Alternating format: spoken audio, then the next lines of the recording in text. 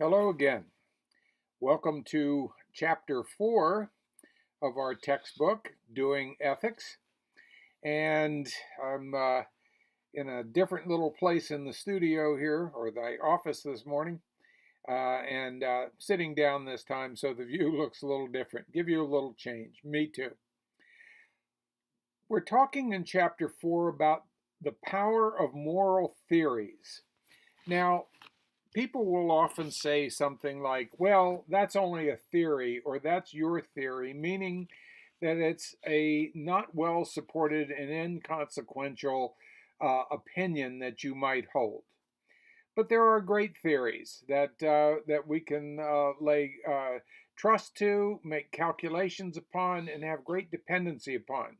The theory of gravity, for example, has never been proven. Gravity, you say, well, gravity is a fact. Well, it is indeed a fact, but how it operates is theoretical. The theory of relativity, for example, plays a large part in calculations involving nuclear physics, involving radio waves and technology. Much of modern physics is based on the theory of relativity, and it remains a theory, and yet it's a great thought. So, to have a moral theory can be to possess something very substantial and not just an opinion. So, when somebody counters your moral proposition with, well, that's your opinion, you might be able to say, no, it's founded upon thinking over a lifetime and over a great period of time, and there are elements of truth that you might need to try to deny. So a moral theory can be very positive. All right, what is a moral theory? A moral theory is an explanation of what makes an action right or wrong, a person or thing to be good. So it's not just, in my opinion, you are a good person, but there are certain things I can base that theory upon. All right. A moral theory is not just the rightness or goodness of an individual's specific actions or persons, but it's the very nature of rightness and goodness itself. What do we mean when we say good? What do we mean when we say right? A very famous quote comes from the Bible, in which Jesus is talking to a lawyer, which is always perhaps a suspect thing to be doing. And the lawyer says to him, good teacher. He calls him good teacher. And Jesus says, no one is good but God, which is a kind of a curious remark, but makes us think. Goodness or rightness are questions that we have to deal with. What is their nature? Moral theories are unavoidable. To wonder what makes an action right or good. People in the midst of a moral dilemma. Should I stay with my partner? Is it good in a difficult time to remain constant? Is truth telling good? Is it always good? Is it always right? Are there examples where truth telling might not be right? We'll talk about those at a later time.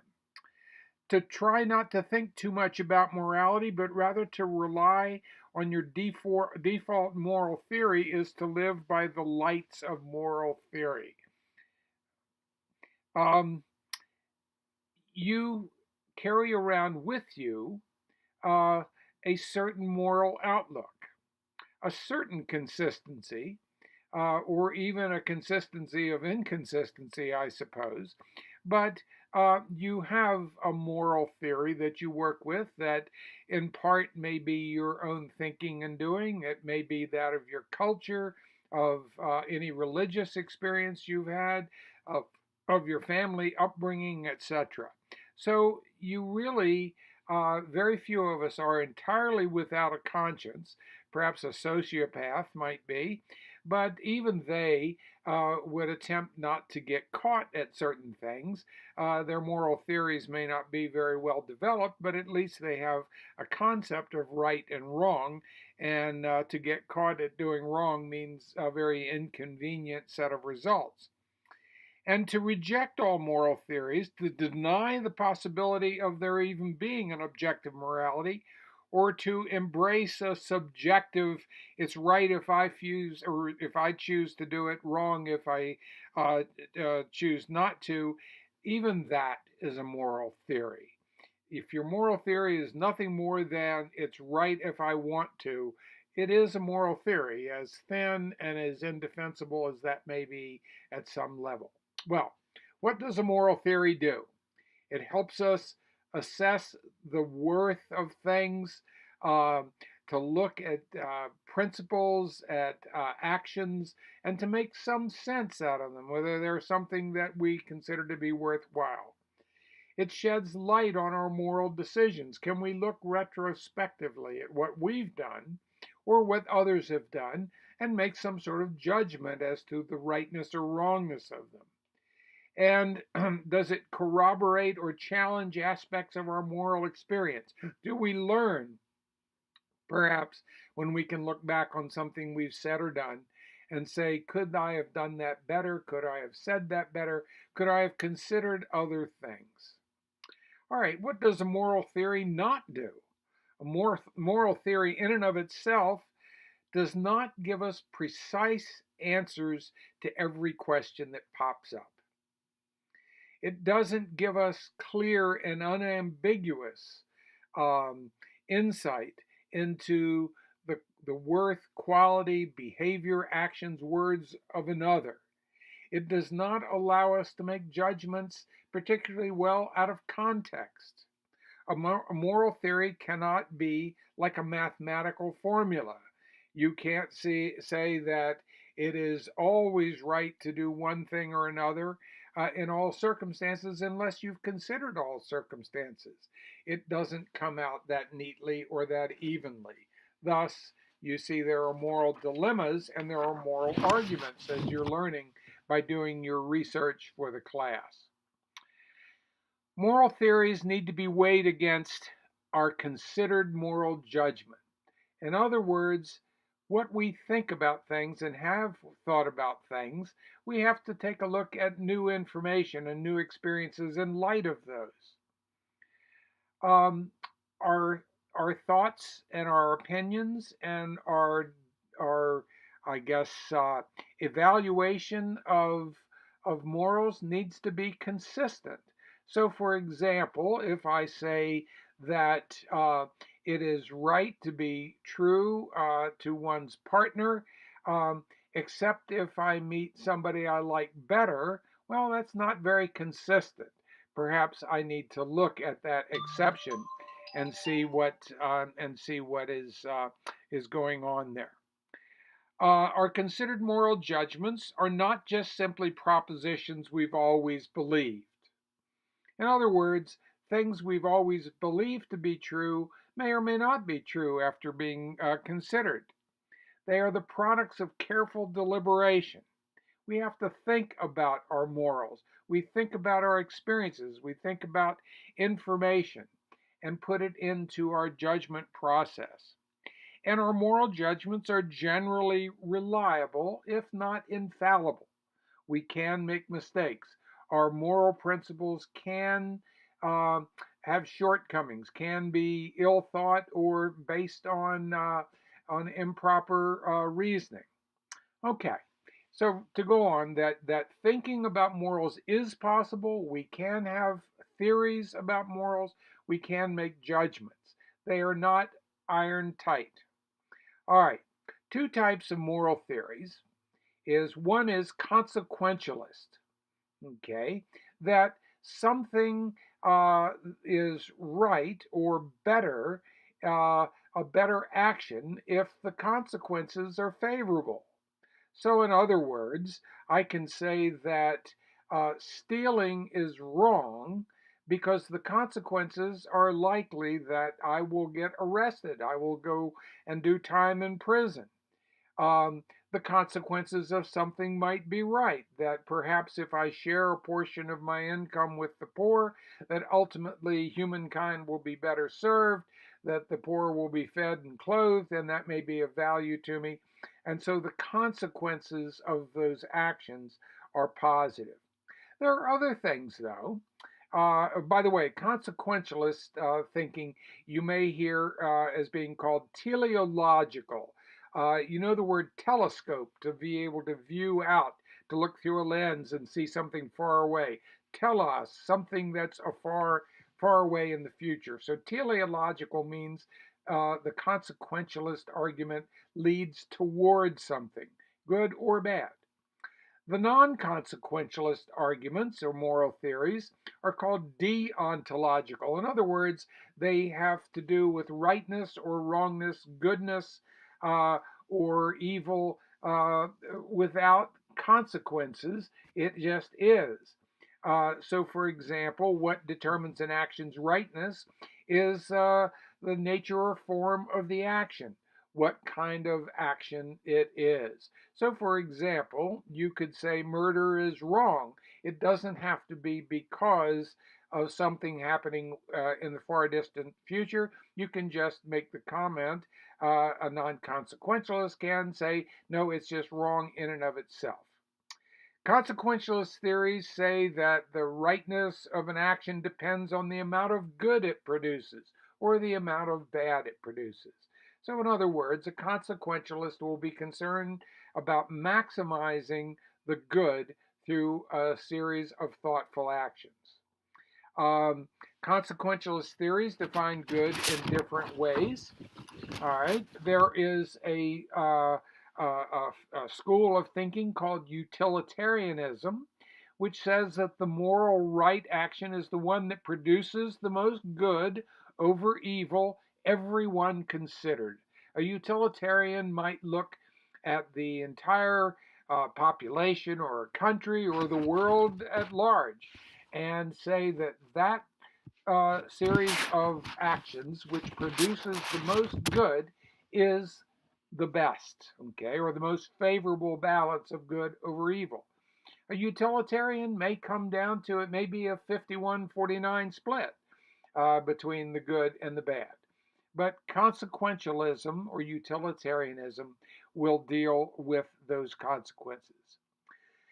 There is a form of utilitarianism, I suppose, called ethical egoism, which says, and you can almost tell from the word ego, that whatever is good is that which produces the most favorable balance for me. Okay. And most of us, I think, on a day to day basis, about many of the decisions in our life are really thinking about ourselves. What's good for me? And not everything is an ethical decision.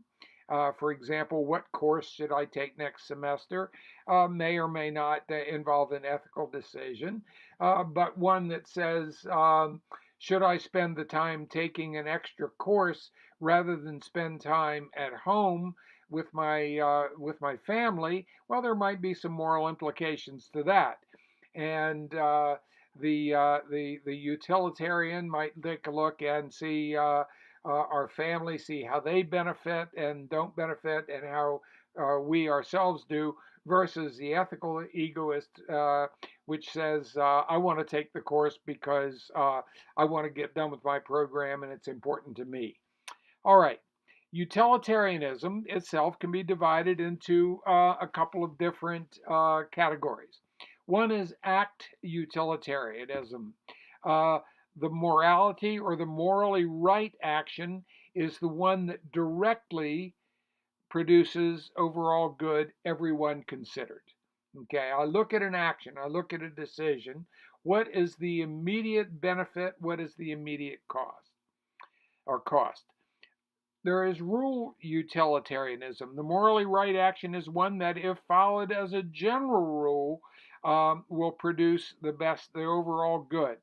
Uh, Everyone considered. Well, we have general moral rules that we follow because it's the best for everybody. So, for example, I might say my one of my moral rules, whether I actually follow this or not, might be it's good to follow the speed limit. Okay, I can perceive that the possible increase of accidents happen as I go faster. Uh, that the likelihood of others getting injured and myself getting injured happens as I increase my speed. So, for example, my rule might be go the speed limit. Others could argue with that. All right. There are some non-consequentialist theories that don't really depend on the outcome, but rather depend on an overall perception of what is right in the long run. There is Immanuel Kant, a philosopher uh, of an ancient, or not ancient age, but of a former age, who says an action is right if it is done in accordance with what he calls a categorical imperative. That some things are just right because they're right, and you can affirm their rightness for all time. And we'll get more into his theory, but Kant's theory of categorical imperative. And then there's the natural law theory. Natural law uh, was developed in large part, among others, but by one of the most famous people would be St. Thomas Aquinas, who looks around and says that the universe is morally ordered, is a series of discernible patterns. He makes this proof of God's existence by the evidence. Uh, by looking around and seeing the moral order of the universe and the natural order of the universe, and says the natural law is that which would naturally occur. All right, I mentioned Kant, and I said the categorical imperative. Categorical imperative says that an action is morally right if and only if you could you would try that again. If and only if you could rationally will the rule to be implied by the action, and that action is universal. That is, if you could rationally argue that everyone in similar circumstances should act according to that rule. So, for example, and this may not be the best example, we might say that it's a categorical imperative to not take something that doesn't belong to you. That uh, being able to be secure in our possessions depends on everyone's not stealing them if they're left unattended. So a categorical imperative might be do not steal. That would be one of Kant's theories. All right, evaluating theories. Some theories are better than others. They're better thought out. Okay, it's possible to take a look by looking at the implications and by looking at your moral experience with people who have expressed those theories, how it's worked. No moral theory is perfect. It doesn't have the answer to everything. Um, a moral theory is adequate if it is consistent with your moral judgments. That if things with judgments you've made over your life based on thinking, based on observation, based on experience, um, if it's consistent with that, then the moral theory may have some adequate or adequacy. It's useful in problem solving. In other words, if your thinking is um, is graspable enough to be able to be applied to new circumstances, then it has some adequacy.